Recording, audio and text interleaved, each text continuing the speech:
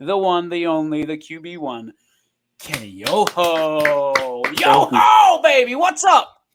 Nothing much. How you guys doing? Well, we just want to apologize for the shenanigans that you had to endure for the last 15 minutes. It has nothing to do with you and everything to do with our stupidity. So please bring some Sanity. knowledge, and some sanity to this.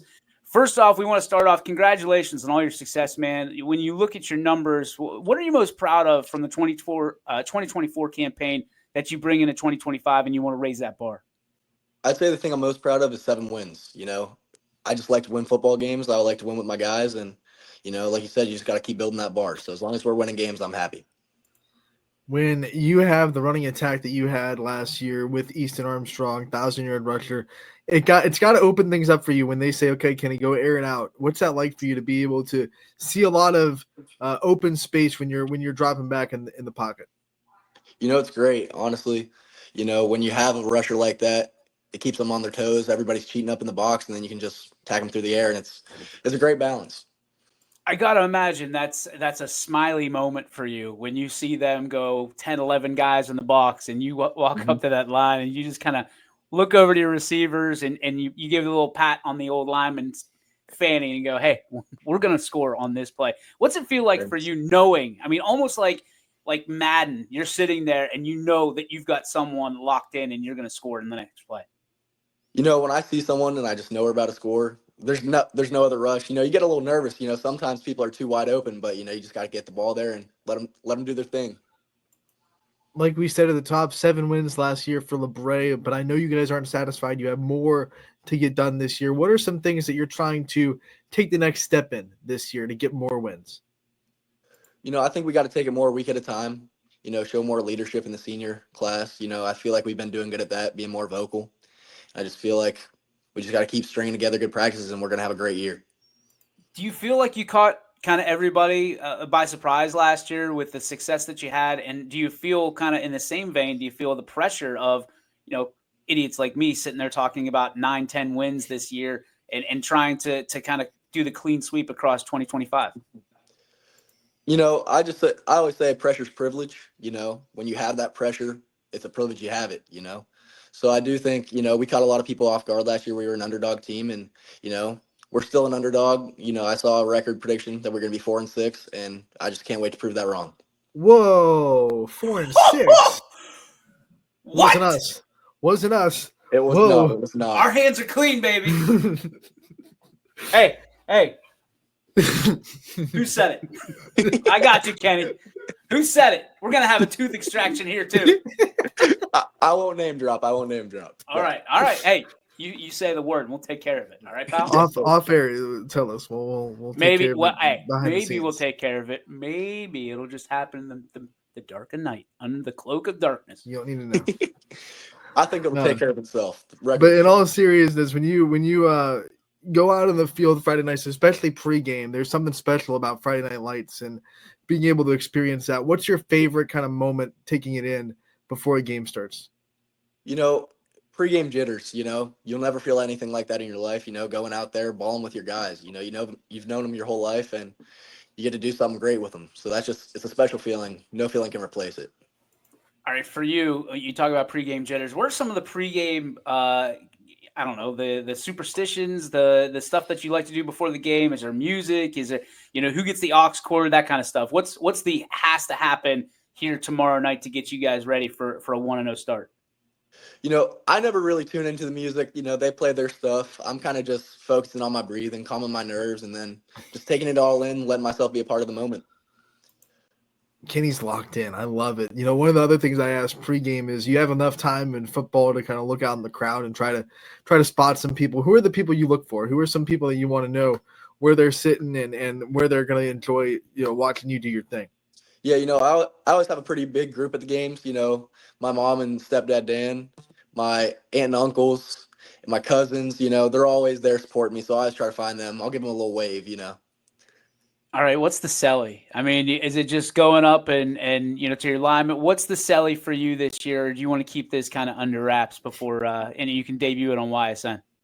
I like to go find my lineman. I definitely just get them turned. I like screaming, I like yelling, I like flexing, just getting the whole crowd turned, getting the linemen turned, get everybody going, get some juice in there.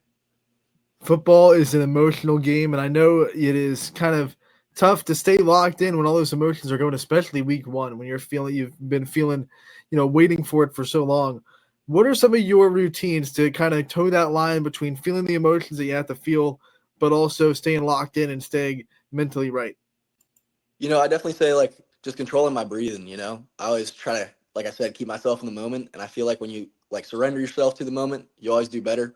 If you try to hide yourself from it, you're not going to do good. So just let yourself be there. How has your leadership style changed over the last few years? I mean, obviously you're very well mannered. As a quarterback, you kind of have to be even keeled. You can get excited after the play, but to be able to lead the way that you do, how did you get cross some of those barriers? How did you keep raising the bar, and how did you become the great leader that you are today? You know, how you build those leadership skills, you have to fail. I've thrown picks and I've got down on myself, and I realized if you, as a quarterback, all eyes are on you. So if you turn the ball over and your head's down, whole team's down with you. So you just got to stay level headed, whether it's a pick, a touchdown. You got to stay. You can't get too high and you can't get too low. So you just got to stay level headed, make sure everyone follows you. All right, we made a joke about Madden earlier in this interview, but in reality, how much do you get on the sticks? I mean, are you a pretty decent Madden player? I'm more of an NCAA guy. I like Yeah. NCAA, but I think I'm pretty good on them. I think he goes 4 verticals every play, right? Yep, four verse hot route. Have you made Kenny Yoho as the player on NCAA? Yeah, I definitely have. Is he up for the Heisman? You know it. 3 times. Come on, baby. Come on. Who's he play for? Or did you make Man. you make LABRAE too? I put LABRAE in the game, but I made him play for Vandy. Okay. Good for Vandy. Vandy. Anchor down, baby. Yes, sir. All right, for you, I mean, obviously this season comes a very special time for you, a very special opportunity. We can talk about QB all we want, but you're on both sides of the football, correct? So, when it comes down to it, would you rather throw a touchdown, run for a touchdown, or stop a touchdown at the end of the game if you had your choice? If I had my choice, I want to sling that rock. I like the rock being in my hands, getting it to my playmakers, let them make a play. In my head, DJ, insert defensive question here. And he just spins it right on his head. Nope, I'm slinging it, man. Shut up. Who are some maybe quarterbacks you watched growing up or quarterbacks you watch now that you look up to and you try to be like? Definitely. So the play style, I always try to say Johnny Manziel, roll around the pocket, making plays downfield. You know it. But yeah, just do you watch film? Downfield. I do. Yeah. Okay. I'm a big you're film already guy. ahead of him. Yep. Already a step ahead of Johnny Manziel. We're proud of yes, you. Sir. So Johnny Manziel's the guy, but role models wise, please don't answer Johnny Manziel. I won't.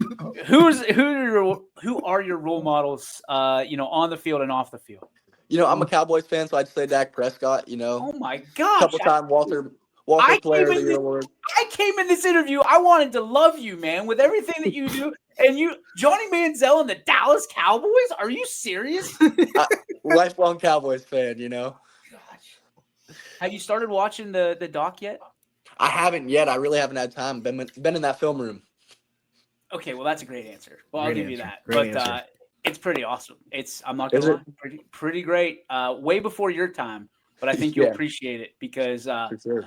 Jerry Jones, who I absolutely loathe, taking chances on himself, which sounds like you, pal. A lot of people probably doubting you and your abilities on the way up, but here you are proving them wrong. What do you say? Internally, never in the press. What do you say to your haters, to your doubters on the way up? Do you kind of keep that internalized? You keep that chip on your shoulder? Does it make you a better player? For sure. I definitely, I want to prove people wrong. When people think something about me, I know who I am. I don't really care what others think. I know it. I feel it. I feel the pressure. But like I said earlier, pressure's privilege. You got to earn that. So. And I know that I cut you off from your role model question, so I'll give you the floor again. Dak Prescott, we got it. Please continue on and off the field. Well, I think he's a Walter Man of the Year award. So, he's just a good player on and off the field. I see him doing a lot of stuff in the community, and that's the one I aspire to be like, just giving back to the community. What about in your personal life? Who are your role models? I'd definitely say my mom and stepdad. You know, they're really hard workers and they work hard every aspect of life to give me what I need and give me what I want to succeed. All right, when I hear quarterback that's a Dallas fan, I think, okay, he'll be number 8 or he'll be number 4. You pick number 9. Is there a story behind number 9, or is it just the jersey that was laying around when you were picking numbers? Tony Romo. I used to have a Oh, fat okay. head of him in my room. God. Forgot Romo. He's right in the middle between Aikman and Dak. I was like, geez, Romo. Okay. Yeah. Okay. Do you hold the sir. ball on extra points? I do actually. Of course you do. You might want to grab that 8 spot here when you hold extra points. Just change that jersey over. Change it over. Yes, sir. For your legacy, man. I mean, a lot on the line this year. What do you want people to remember most about you as you crazy enough to think about? You'll be walking across that stage sooner than you think. You know, that's crazy to think about, but you know, my legacy, I want to be left as a team. I want to be known as one of the greatest LABRAE teams in history, you know, make a playoff push, make a push for league, and that's just where I see ourselves. My last question for you, I like asking seniors this. If we interview players next year, the leaders of next year, and we ask them what they learned from being on your team and what they learned from you, what do you hope their answer would be? I hope they say not to take anything for granted because, you know, it goes fast, and I've tried to express that to some of our younger players. You know, you have a finite amount of games left in your high school career, so just play with no regrets. Play every play like it's your last.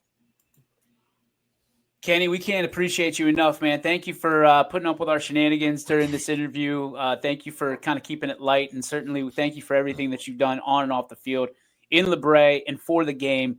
We're huge fans. You know that first and foremost. Keep doing things the right way. We appreciate you, and certainly thanks for giving us, you know, at least a minute of your time, because boy, you are a busy man this time of year. Ladies and gentlemen, from LABRAE, QB1, number 9 in your hearts, or number 9 in your program, number 1 in your heart. Ladies and gentlemen, Kenny Yoho. Thanks, Kenny. Thank you so much for having me. Have a good day. You got it, pal. Go